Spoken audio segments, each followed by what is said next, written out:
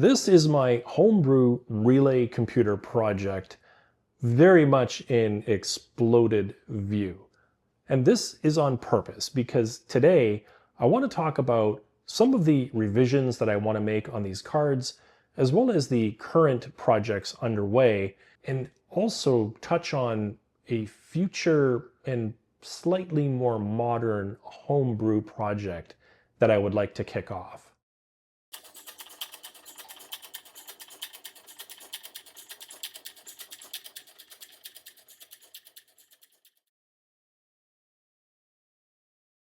This machine is based on the system architecture by Dr. Harry Porter, who put together a wall-sized relay computer at Portland State University.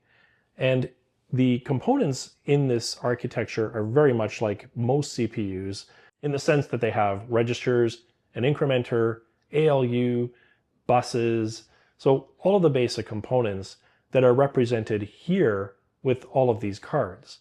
And for example, I have this stack of registers followed by the ALU cards here. And then we have a sequencer, an incrementer, a instruction register and decoder, as well as an instruction controller card here. And we can see here that the front panel is clearly based on an Altair 8800 because I happen to have this replica version hanging around. And if we look behind this front panel, we can see it's still a mess. Definitely has to be reworked. I'm thinking something along the lines of a new PC board that would be behind here that would hold all of the LEDs, and then a new front panel to complement that. And again, something that's custom to the relay computer. And then the next obvious thing would be this piece of work tucked in over here, which is the clock, as well as a fix for the sequencer card. And the clock itself is very easy. There's just the 4 relays with a couple of capacitors. So I can work that into pretty much any card in the future. And then I would work these other 2 relays into the next revision of a sequencer card in the future. And then I would say the final most obvious revisions would be this prototype board, which right now contains the prefetch microcode, the instruction register, and the instruction decoder. And while it's working great as is, I did have a couple of times at VCF where I was demoing it and I had accidentally knocked some of these relays loose when I was moving things around, and it caused a bit of a panic in terms of the system not working properly. So I think that's definitely on my list to have this board finally reverse engineered and put into a proper PCB format. Over on this bench, I'm working on the updates to the capacitor memory project. And there will be a complete video coming up on this project, but I wanted to push in on this part just to show the progress right now in terms of reducing the number of relays. And yeah, so far so good. These are the old columns of relays that were required to trigger the memory read and write functions per column of bits.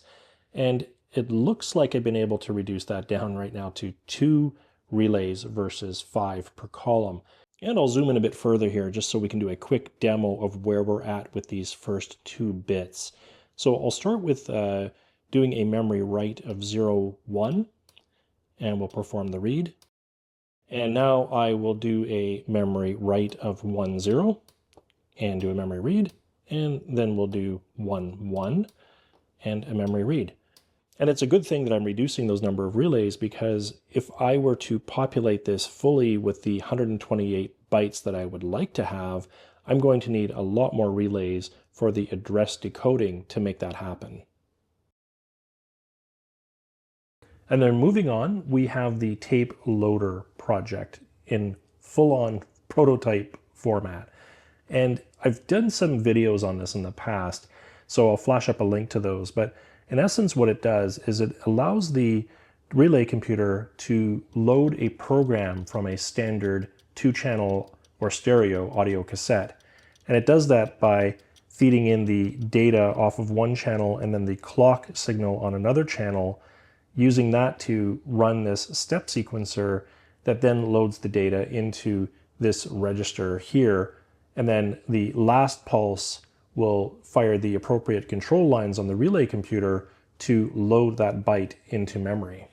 Now, I really think that because I know this works, the next steps are to just reverse engineer this. There's 50 relays on this board, which I think is easy enough to do on the PCBs I have in the relay computer. I think my record is about 65 relays in total, so I'm pretty confident it will all fit.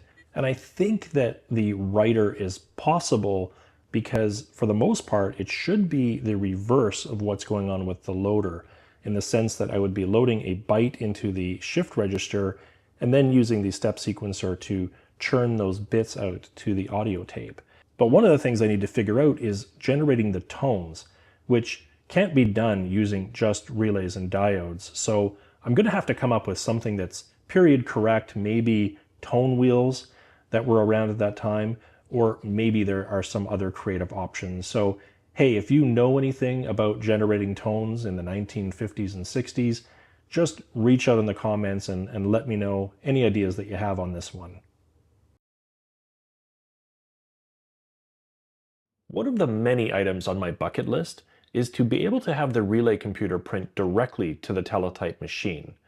And with the use of an Arduino and some code, I've managed to get it to the point where the relay computer can run programs that will print some very basic sets of numeric values. And now that it works, it's time for me to try to replicate the Arduino code into a relay-based solution. The Arduino is actually doing a lot more than meets the eye. For example, to print the decimal values like the Fibonacci sequence, the Arduino needs to first convert the binary value to its corresponding ASCII character value, and then convert those to a 5-bit Baudot code. And once that's all done, it then needs to generate the tones through the TTY modem. And my brain scheme idea is that I can do away with both the Arduino and the TTY modem by using relays to trigger signals directly to the teletype. And then I'll do some of the conversion using code on the relay computer itself with some new hardware to convert that to Baudot code. But the real trick will be in somehow generating the serial data, which is going to require some very precise timing with the relays. So we can see that there's still a lot of fun to be had in the revisions and the projects for the relay computer. And because I'm also passionate about my growing collection of 70s and 80s machines, I'm going to try my hand at building some interfaces between those and the relay computer. And blending solid-state electronics with electromechanical relays is the perfect segue to this next chapter. 2.5 years ago, I had no idea that my first relay-based 8-bit register would ultimately grow into a complex programmable computer. And building this machine has officially given me the Homebrew bug. And for my next Homebrew project, I want to learn about solid-state electronics, but like the relay computer, I also want the CPU to be built from discrete components, so no integrated circuits. And I also want the same architecture, including an 8-bit data bus and a 16-bit address bus. And while I'm at it, I also want enhanced input-output with an expanded and more complex instruction set, and then it just has to all fit in my basement. And after a whole bunch of noodling over that criteria, I've landed on using a whole bunch of these, which are common NPN transistors. And like the relays, they're going to act as these basic switches that build up the larger digital logic gates, like these ones that I'm using in this prototype register that I've been building. And since this transistorized version is based on the same architecture, I'm going to build it in a similar physical format. And if I do this right, it means that I'd be able to actually swap transistorized versions of the cards with those in the relay computer. I mean, how cool would that be to do some like timing comparisons between these two machines? Now, the relay computer isn't going anywhere because that thing is my baby. It really started all of this.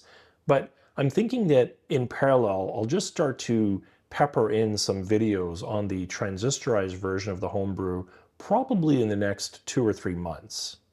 And I hope that this video provided some good insights in terms of what's next in this land of dip-dot.